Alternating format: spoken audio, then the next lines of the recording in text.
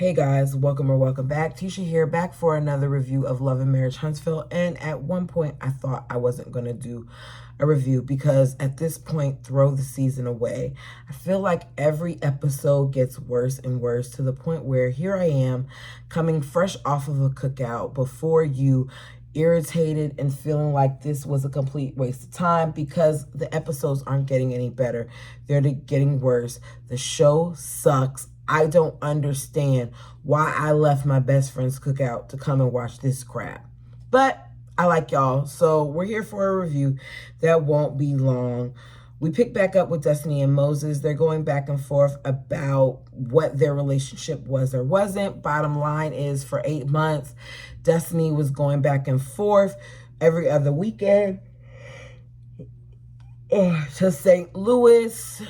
She wasn't there in April for his birthday. He claims, she's talking about how she was going back and forth, but he paid for it.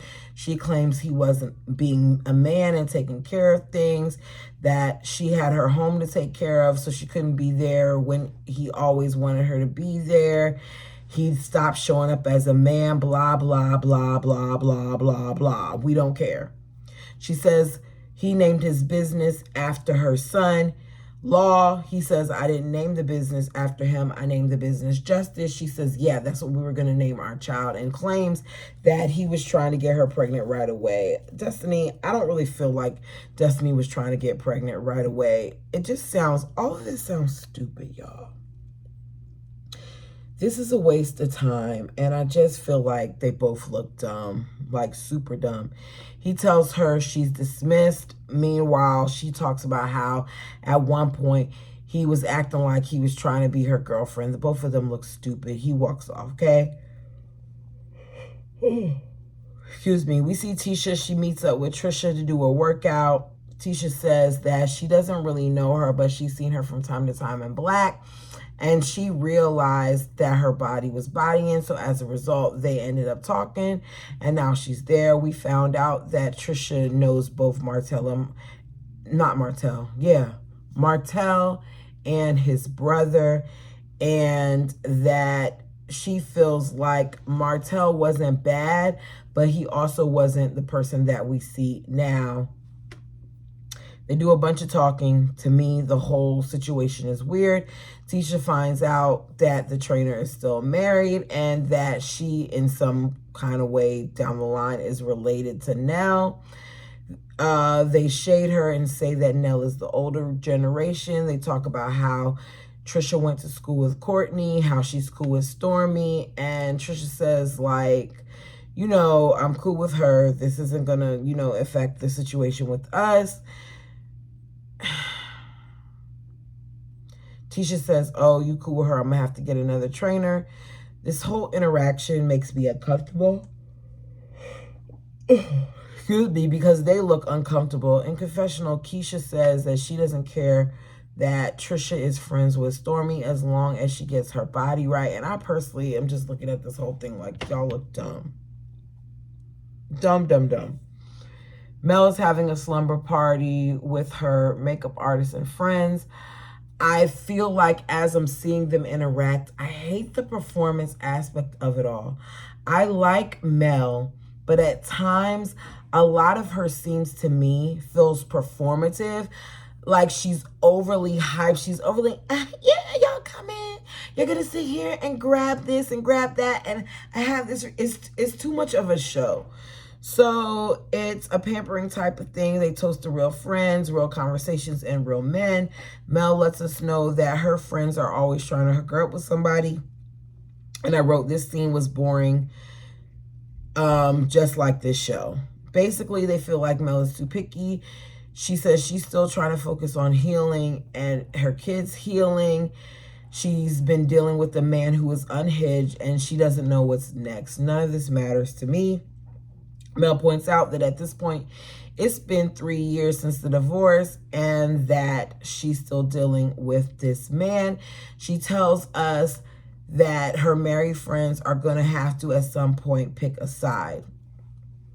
They're going to always side with your man, in my opinion, because that's who they've been siding with. That's the end of that scene. So now we see Stormy, Martell and Latrice. I don't get this. I don't get this whole situation. I don't understand why she met up with them and why she had rose petals all on the floor and everything like that. It was weird. Where was Courtney? Like, the whole situation was weird. We see Stormy and them. He acts like it's his first time seeing her. Latrice says that Martell is walking in like he doesn't know her and it pissed her off. That she knows him and she knows his brother. Excuse me. He says maybe she looks different. She says, okay, well, maybe I was 99 pounds at the time. The conversation is weird. And Stormy feels like it's weird too. Stormy is throwing a lovers and friends thing and she wants both of them to be a part of it. She said that she wants him there to be a shirtless model. She wants him to rub the people down with their body glaze. And Martell lets us know that his body is embodying, so he's going to have to work on that. But he, in the end, agrees to do it, because what else does he have to give? After he leaves, Trisha says she's confused as to why he's acting like he doesn't know her, because they all know each other. Whatever. We get it to Moses and Sonny, and this is another scene that doesn't feel natural. I'm really not going to be here long. He walks in talking about, hello, wife, and she's asking about how Destiny was dressed and when they met, and this is dumb. And Sonny says, you know, I just want to know what she looked like. Sonny is insecure. Moses is full of it. Sonny says they weren't friends. She was there to do a job. As a producer, that's what you're there for. That Destiny blurred the lines between business and reality. And she said, I gave her advice and poured into her, but that was my job. Sonny, to me, is messy. And with each scene, she looks messier. She says Destiny doesn't know 5 things about her. And that for all these years, she was a side chick getting flown out and hunched. Oh, excuse me. She still got, she said that Destiny would get a hotel room and sent out for the weekend. I don't like Destiny, but I really don't like Sonny. Y'all, I'm sorry that this review was so trash, but this show was so trash. Like, for real. According to Sonny, her and Destiny weren't more than colleagues. She was supposed to pour into Destiny as her producer, and Destiny did not pour into her. In that sense, is irrelevant. She poured into Moses with the info that Destiny gave her, and I just am like, okay, it's clear that you took advantage of the situation. He tells his wife when he met Destiny, he forgot to wear his ring. He didn't forget to wear it. She knows her husband loves her because he chose her rather than all these other women. They're whack. Trisha and her man meet up for dinner. It's her birthday, so she wants... It's her birthday, so he wants to treat her, and he says he wants to do better. He's not really romantic. She talks about how she's glad that he stepped up and really been there, not just for her, but her kids. He's not maybe fully in there because she's still married. He gives her a bracelet. She says all she wants to do for her birthday is eat and watch movies. They talk about Tisha. She says she's going to see how it goes, but she feels like she's pretty cool. She brings up the story about the situation with Martell and how he acted like he didn't know her. And I don't know why this is a thing. We find out that they even ended up going to his magazine party. They try to make it look like these two were messing with each other in all the different various previews that we saw, but apparently they haven't. I don't quite understand what's going on here. He tells her that he's ready to propose to her, that the bracelet looks great on her, but he needs her to be divorced first before he takes another step. He's wondering what's taking so long, and she says that, you know, they're working on things to try to finalize things. He feels like he's being there as a provider and he doesn't want it all to be for nothing. And I'm just like, get these people off my screen. Y'all, I'm sorry this was trash. I know that this was trash. Forgive me. I promise you it's not because it's 12:02.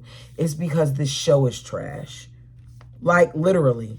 It's 9:58 and I'm over. My notes are done. I have nothing else to give. Nothing. And I'm not the type to sit here and just say things to say things. This is trash. How is each episode getting like more boring and boring and boring? And you give us a preview for the next one and it looks like it's decent, but we're probably not going to see that to the end of the episode. Anyways, thank you so much. Sorry this was trash. Let me know your thoughts down below. Until next time.